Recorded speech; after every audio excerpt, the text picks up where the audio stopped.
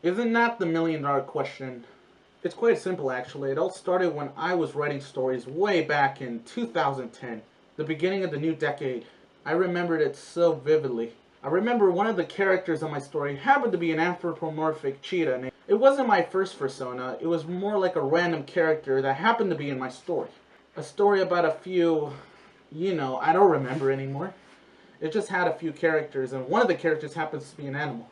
After the story progressed to multiple sequels, the characters needed to be developed some more. By 2011, I changed the name to Flint. You might be asking why Flint, because he usually has like a flint stone that's hanging around his neck, and it's an aesthetic mostly. Sometimes in 2011, I discovered what the furry fandom was by randomly searching articles of Toad from Super Mario Bros. There was a highlighted link explaining on that link on Wikipedia, explaining it was an anthropomorphic mushroom. By clicking on that link to Wikipedia, I discovered multiple examples, including something called furry.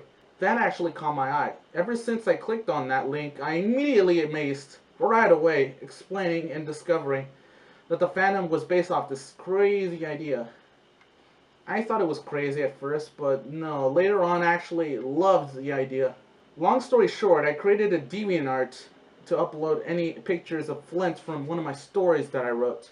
I haven't really gone into the fandom until May 19th of 2011. When I was hanging out with some friends, I decided to write a story based off the furry fandom.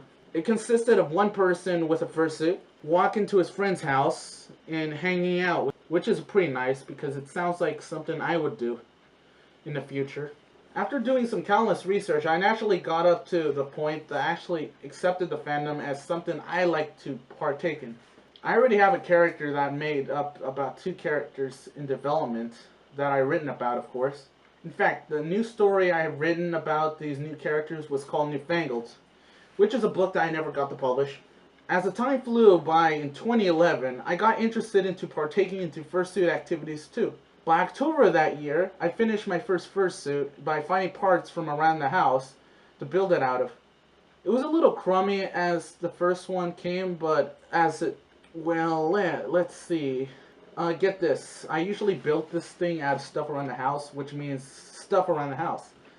So you can imagine the first one is pretty crappy. Luckily, I made his first debut in a convention in Anaheim called AM2.